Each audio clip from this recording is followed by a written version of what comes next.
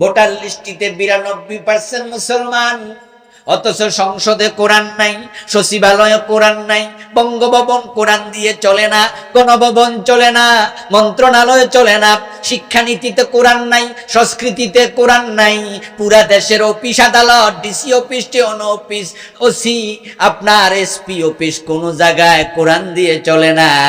এটাই প্রমাণ করে 92% মুসলমান কাগজে কলমে আছে, বাস্তবে নাই। বাস্তব উম্মত না হলে জান্নাত কপালে জুটবে না।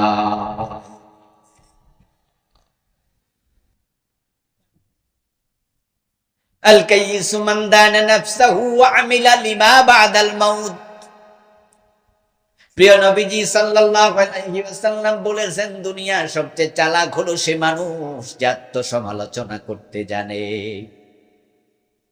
চোখ বন্ধ করে নিজের দোষ নিজে খুঁজে ঘুমানোর সময় আজকে আমি কয়টা কবিরা গুনাহ করছি, আজকে সারাদিনে আমি কয়বার চোখের খেয়ানত করেছি, আজকে সারাদিনে কয়টা মিথ্যা কথা বলে ফেলেছি, আজকে লেনদেন করার সময় কাউকে ঠকাইছি কিনা, আজকে ওজনে কম দিলাম কিনা, মালে ভেজাল দিলাম কিনা, আমার রাসূলের জীবনের সাথে আমার কোথায় কোথায় অমিল ছিল, এই চিন্তা করে নিজে তাওবা করে সংশোধিত হয়।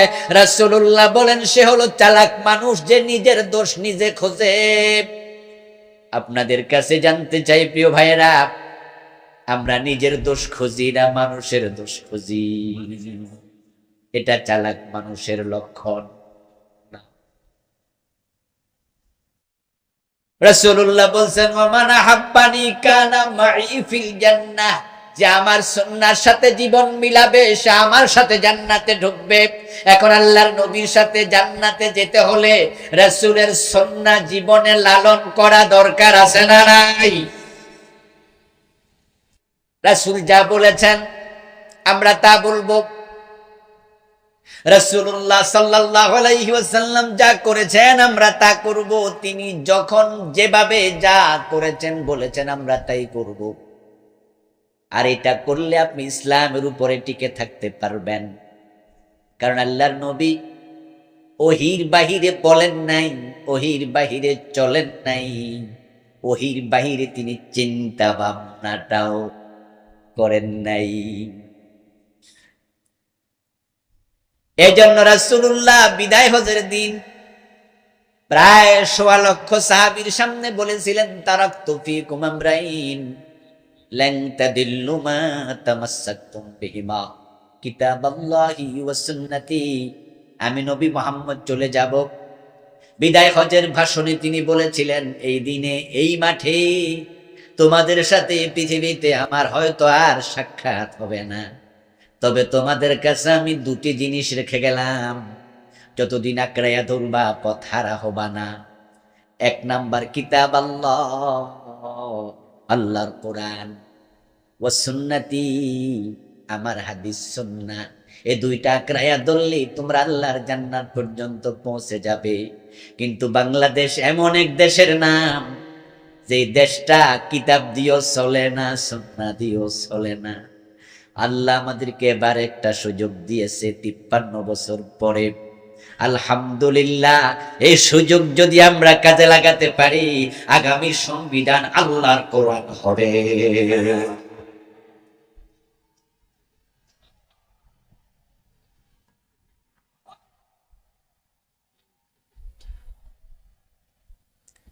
সুযোগ আল্লাহ করে দিলেন। এই ৫৩ বছরের ভিতরে পুরা সংবিধান পরিবর্তন করার কোন সুযোগ আসেনি। 72তে সংবিধান লেখা হলো, বিভিন্ন গভর্নমেন্ট এসেছেন, তাদের প্রয়োজনে তারা কোন ধারা উপধারা 1 লাইন 2 লাইন 1-2টা আইন তারা পরিবর্তন করছে 17-18 বার।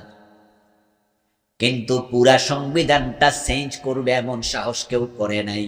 কিন্তু বর্তমানে এমন সুযোগ আল্লাহ দিয়েছে, এ সরকার যদি চায় গণভোটের মাধ্যমে নতুন করে সংবিধান লেখার সুযোগও আছে না?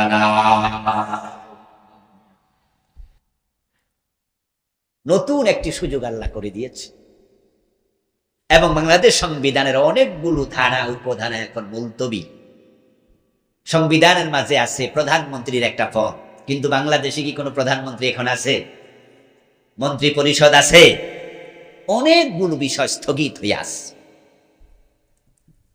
আমরা যদি চাই, এদেশের মানুষ যদি চায়, রাসূলুল্লাহ সাল্লাল্লাহু আলাইহি ওয়াসাল্লাম কোরআন দিয়ে যে মদিনা নামক রাষ্ট্র চালিয়েছেন 10 বছর, আল্লাহর কোরআনকে বাংলাদেশের জাতীয় সংসদ ভবনে সংবিধান বানিয়ে পাঠানোর সুযোগ আমাদের আছে না? না। এই জন্য একমত হওয়া দরকার, ঐক্যমত্য হওয়া দরকার। রাসূলুল্লাহ সাল্লাল্লাহু আলাইহি ওয়াসাল্লাম বললেন, দুটি জিনিস রেখে গেলাম, এ দুটিকে আঁকড়িয়ে ধরবে।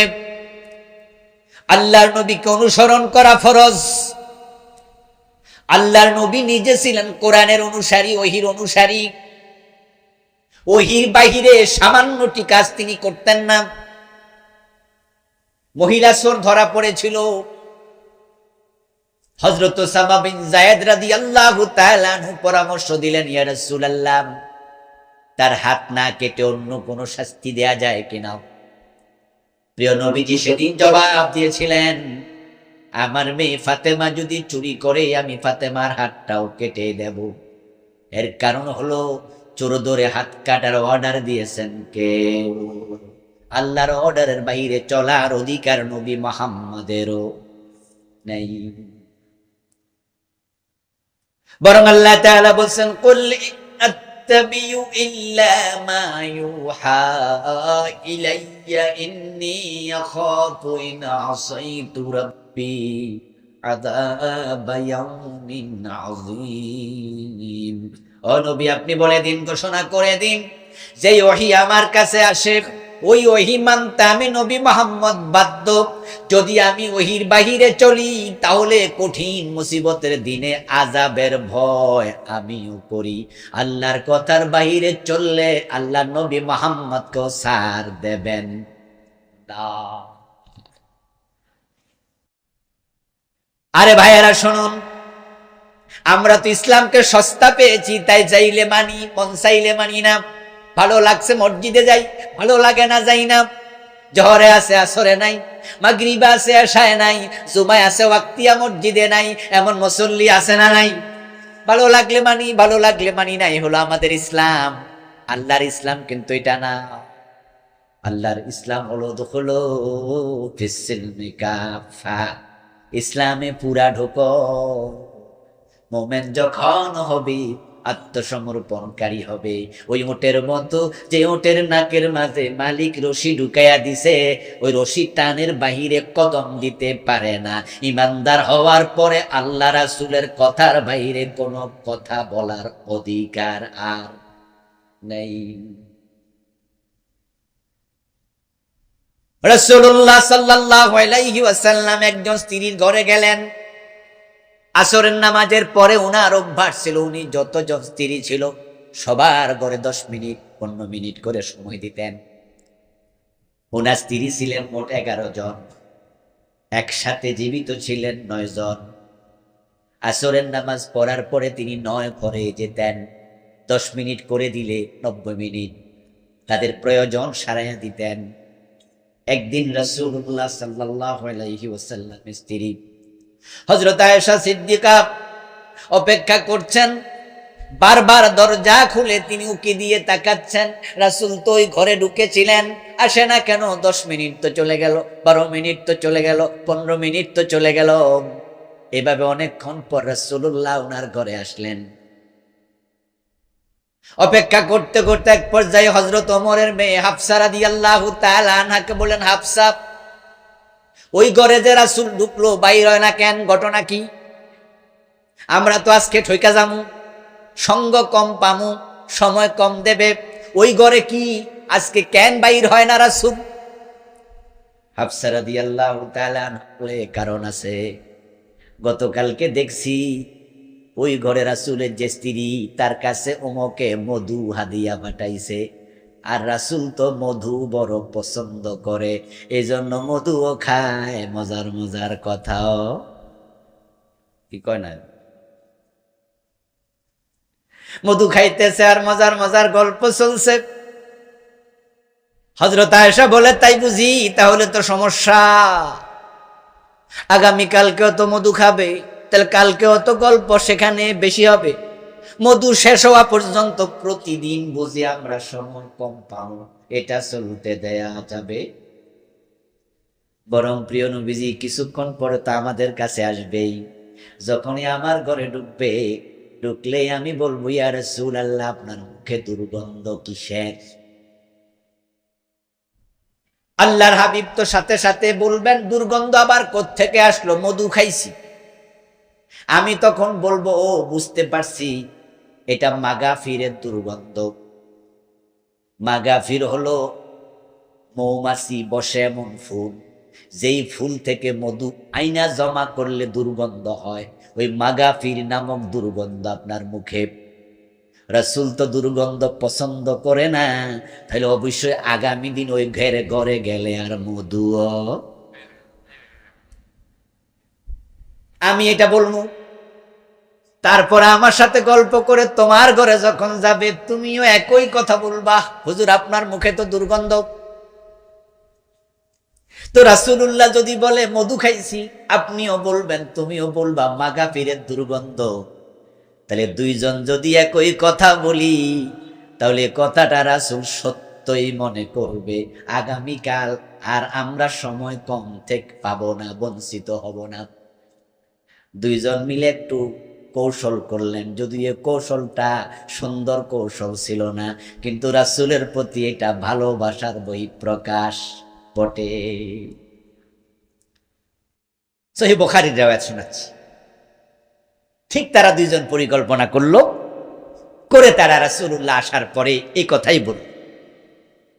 আল্লাহর হাবিব বললেন, আয়েশা বলো কি? মাগাফির। ঠিক আছে, আর মধু খাবো না। হাফসার গলে গেলেন। হাফসা রাদিয়াল্লাহু তাআলা আনহা বললেন, মুখে দুর্গন্ধ, মাগাফির। রাসূল বলেন, ঠিক আছে, আল্লাহর কসম আমি আর মধুই খাবো না। আপনাদের কাছে আমি এবার জানবো, ওয়াজ বোঝেন কিনা দেখি, বাড়ি পর্যন্ত নিতে হইব তো। মধু কি রাসূলের পছন্দনীয় না অপছন্দনীয়?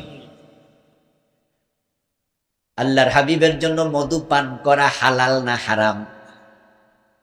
পছন্দের জিনিস, ভালোবাসার জিনিস, হালাল জিনিস। কিন্তু রাসূল যখন বললেন, আল্লাহর কসম আমি আর মধু পান করব না, এখন মধু খাওয়া কি জায়েজ হবে? কসম না ভাঙ্গা যাবে? যখনই প্রিয় নবী কসম করলেন, আর সে আজিম থেকে আল্লাহ আয়াত নাজিল করে দিলেন, লৌহে মাহফুজ থেকে পাঠাইয়া দিলেন, লিমা তুহাররিমু মা হাল্লাল্লাহু লাক। সূরা তাহরীমের প্রথম আয়াত। ও প্রিয় নবী, আমি আল্লাহ যেটা হালাল বানাইছি, কসম কইরা সেটা হারাম বানানোর অধিকার আপনারে দিল কে? রাসূলের ইসলামটা আমি বুঝাইতে গিয়ে উদাহরণটা, হাদিসটা আনলাম আর কি। আমাদের ইসলাম তো হলো, মন চাইছে মসজিদে গেলাম, মন চাইছে আর গেলাম। মহিলা ধরা পড়ছিল, আমি সেখান থেকে আসতেছিলাম, রাসূল বলে, আমার মেয়ে ফাতেমা চুরি করলে হাত কেটে দেব। কারণ চোর ধরে হাত কাটার আদেশ দিয়েছেন কে? জোরে বলেন কে? রাসূল বলে, আমার মেয়েকে ছাড় দেব না। এবার আপনাদের কাছে আমি প্রশ্ন করতে চাই, 53 বছর বাংলাদেশে চোরের হাত কাটছেন কয়দিন? এদেশে চোর নাই, তো হাত কাটলেন না। এই যে আপনি কাটলেন না, আল্লাহর আইনের বাহিরে চলে গেলেন। যে রাসূলের জীবনের সাথে, আল্লাহর বিধানের সাথে জীবন মিলাবে না, সে রাসূলের সাথে জান্নাতে যাবে কেমনে? ও প্রিয় নবী, লিমা তুহাররিমু মা হাল্লাল্লাহু লাক। আপনার জন্য আল্লাহ মধু হালাল বানাইছে, আপনি হারাম করলেন কেন? কসম করলেন কেন? এই আয়াতের মাঝে আছে ধমকি, তিরস্কার। প্রিয় নবীকে আল্লাহ প্রশ্ন করছে, এই প্রশ্নের উত্তর জানার জন্য না, আল ইস্তিফহাম লিতাওবীখ, বালাগাতের ভাষায় বলে এই প্রশ্নটা হলো তিরস্কার করার জন্য। এটা কেন করলেন? এটা করা ঠিক হয়নি। রাসূলুল্লাহ সাল্লাল্লাহু আলাইহি ওয়াসাল্লামের সাথে সাথে কসমের কাফারা দিলেন, গোলাম আজাদ করে দিলেন। তারপরে আবার বললেন, কে আসো আমার একটু মধু দাও, আমি মধু খাই, আমার আল্লাহ আমার উপর রাগ করছে। এবার আপনাদের কাছে আরেকটা বিষয় জানবো, যারা বুঝেন তারা জবাব দিয়েন, মধু খাওয়া হালাল নাকি মধু খাওয়া ফরজ? আজকে মধু না খাইছি এমন লোক এখানে নাই। আজকে কি সবে মধু খাইছি তাই বলে কি ফরজ লঙ্ঘন হয়েছে? এটা হালাল, না খাইলে গুনাহ নাই। এটা হালাল জিনিস, এটা ফরজ জিনিস না। আল্লাহর হালালকে যদি আপনি হারাম বানান, আল্লাহ রাগ করে, চোর ধরে হাত কাটা, এটা কি হালালের মতো মাসালা না ফরজ? এটা মানলেন না কেন? 53 বছর তো চলে গেল।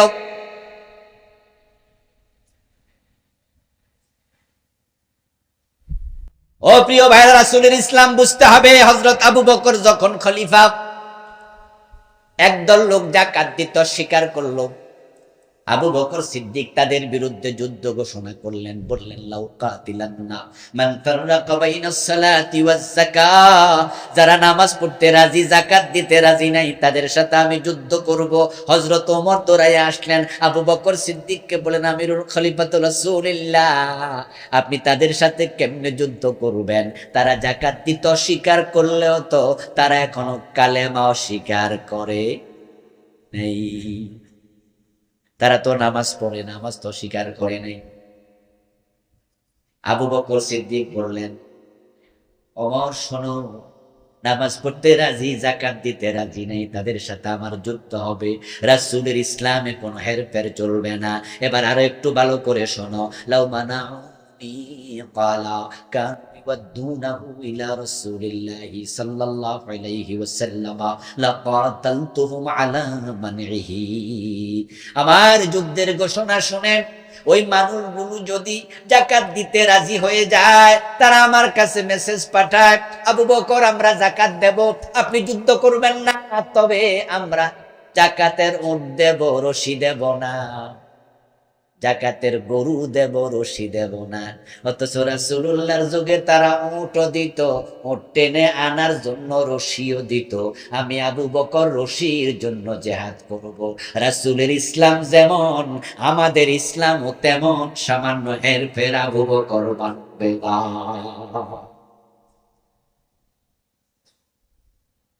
এই হলো আবু বকরের ইসলাম। এখন আমাদের ঝামেলা হয়েছে, আমরা ইসলামকে নিজের সুবিধা মতো ভাগ করছি। যেই নবী মুখে দাঁড়িয়ে রাখছে তিনি কোরআন দিয়ে দেশ চালাইছে, যেই নবী মাথায় টুপি মাথায় দিয়েছে সে নবী জিহাদের মাঠে তলোয়ার হাতে নিয়ে ঝাঁপিয়ে পড়েছে, ঠিক কিনা? এখন জিহাদের ওয়াজ শুনলাম না কোন জঙ্গি?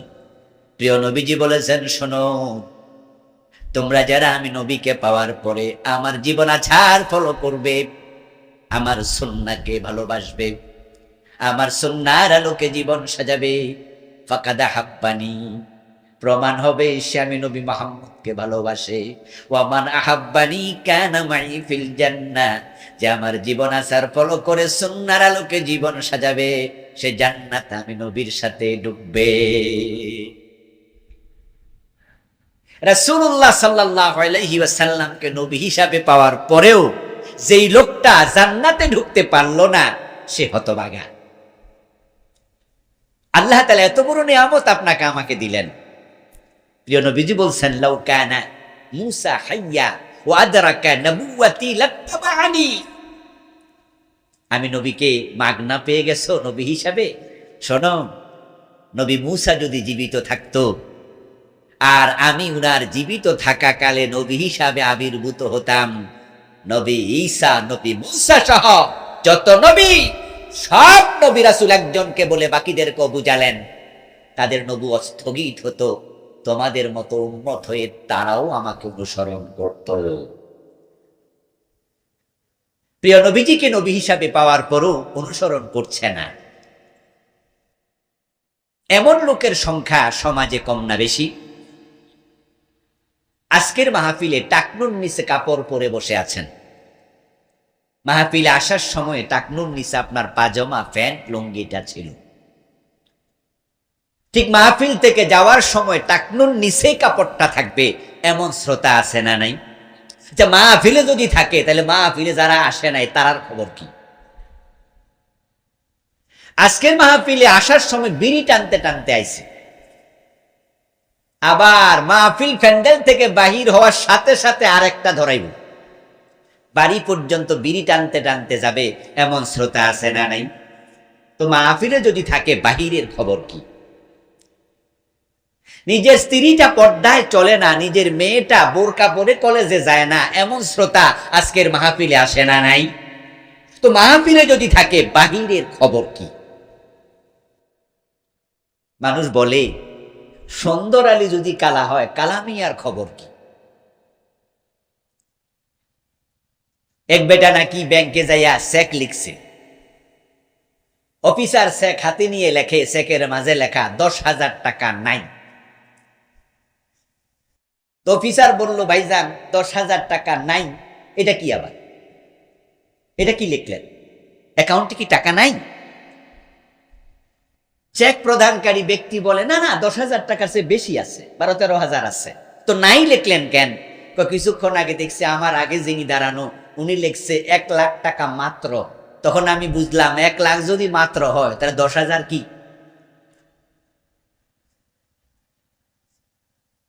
যদি আপনার স্ত্রী বেপরদায় চলে, আপনার মেয়ে বেপরদায় চলে, আপনি সিগারেট পান করেন, আপনি টাকনুর নিচে কাপড় রাখেন, আপনি দাড়ি কামান, তাহলে রাসূলের সাথে আপনার জীবনের মিল না অমিল? উম্মত দাবি করে কোন লাভ? قال النبي صلى الله عليه وسلم كل امتي يدخلون الجنه الا من ابى। প্রিয় নবীজি বললেন, আমার উম্মত হওয়া সৌভাগ্যের ব্যাপার, কারণ আমার সব উম্মত জান্নাতে যাবে। সুবহানাল্লাহ পড়ে। কুল্লু, কুল্লু মানে কি? সহজ শব্দ, সবাই বোঝেন। কুল্লু উম্মতি ইয়াদখুলুনাল জান্নাহ, আমার সব উম্মত জান্নাতে যাবে। ইল্লা মান আবা, তবে অস্বীকারী জান্নাত পাবে না। সাবধান, মুসলমান অস্বীকারী হবেন না। কিলা মান আবা ইয়া রাসূলুল্লাহ, প্রশ্ন করা হলো, আল্লাহর নবী অস্বীকারী উম্মতকে। ক্বালা মান আতাআনি দাখালাল জান্নাতা ওয়া মান আসানি ফাকাদ আবা। প্রিয় নবী ব্যাখ্যা দিলেন, যে ব্যক্তি আমার জীবন অনুসরণ করে তার জীবন সাজাবে, সে আমাকে অনুসরণকারী জান্নাতে যাবে। ওয়া মান আসানি ফাকাদ আবা, আর আমাকে অনুসরণ করে যে জীবন সাজাবে না, অস্বীকারী উম্মত হওয়ার পরও তার কপালে জান্নাত মিলবে না। উম্মত হয়ে অস্বীকারী হলে উপায় নাই। এখন বাংলাদেশে নাকি 92% মুসলমান। আমি বলি, কাজীর গরুর মতো কেতাবে আছে, গোয়ালে নাই। বাস্তবে 92% মুসলমান লাগে না। যদি 51% বাস্তবে মুসলমান থাকতো, অনেক আগে বাংলাদেশ আল্লাহর কোরআনের আইনে চলত।